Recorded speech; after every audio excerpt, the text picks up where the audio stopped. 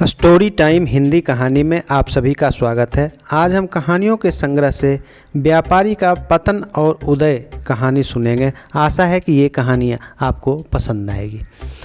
एक शहर में एक कुशल व्यापारी रहता था। व्यापारी के कुशलता के चर्चा राजा को भी पता था। इसी कारण राजा ने एक दिन उसे शहर का प्रशासक बना दिया। उस व्यापारी के कुशलता के प्रभाव से उस शहर के आम आदमी भी बहुत प्रसन्न थे और राजा भी उसकी कुशलता से बहुत प्रभावित था। कुछ दिनों के बाद उस व्यापारी ने अपनी पुत्री का विवाह तय कर दिया, जिसमें उसने बहुत बड़ी भोज का आयोजन किया, जिसमें उसने शहर के सभी लोगों को आमंत्रित किया। इस विवाह में व्यापारी ने लोगों को कई तरह से सम्मान किया, जो लोगों को बहुत पसंद आया। उस भोज में राज दरबार में झाड़ू लगाने वाला एक सेवक भी आमंत्रित था, जो भोजन करते करते गलती से राजशाही कुर्सी पर जा बैठा। जब यह दृश्य व्यापारी ने देखा तो उसे बहुत गुस्सा आया और उसने उस सेवक को बहुत गालियां दिया और धक्के मारकर वहां से निकलवा दिया। सेवक को यह बहुत अपमानित लगा। उसने उस व्यापारी को सबक सिखाने का निर्णय कर लिया। कुछ दिनों के बाद वह सेवक महाराज के कक्ष में झाड़ू लगा रहा था। तब उसने महाराज को आधी नींद में देखकर उसने जोर से चिल्लाकर बोला कि व्यापारी, तुम्हारी इतनी मज्जाल कि तुम महारानी के साथ दुर्व्यवहार कर रहे हो। यह बात सुनकर राजा आधी नींद में जगकर बिस्तर पर कूद पड़ा और सेवक से पूछा, जो तुमने बोला वह सच है या झूठ है? तब सेवक राजा के चरणों में गिर पड़ा और रोते हुए कहा कि मैं कल जुए में लगा रहा, जिससे मेरी नींद पूरी नहीं हुई और मैं नींद में ही कुछ बड़बड़ा रहा हूँ। यह बात सुनकर राजा ने कुछ नहीं कहा, परंतु उसके मन में एक शक का बीज बुन गया था।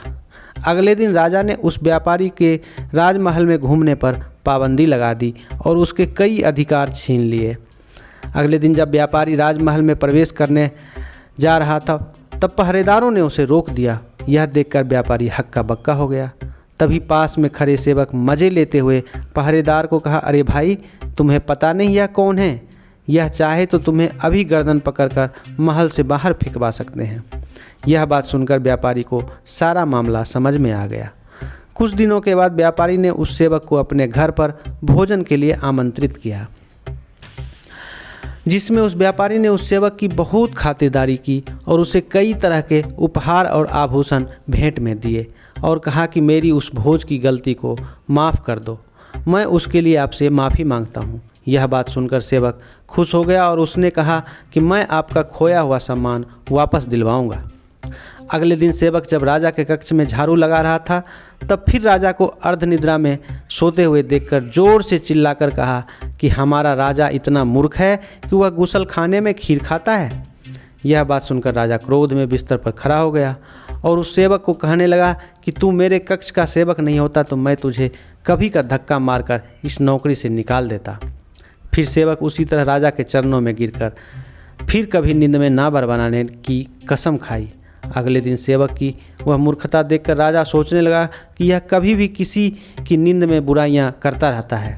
इससे राजा को उस व्यापारी पर किए गए पाबंदियों का पता पड़ा और फिर राजा ने उस व्यापारी की सारी पाबंदियां हटा दी।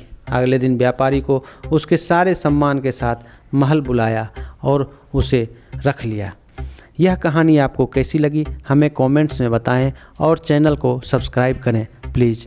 धन्यवाद।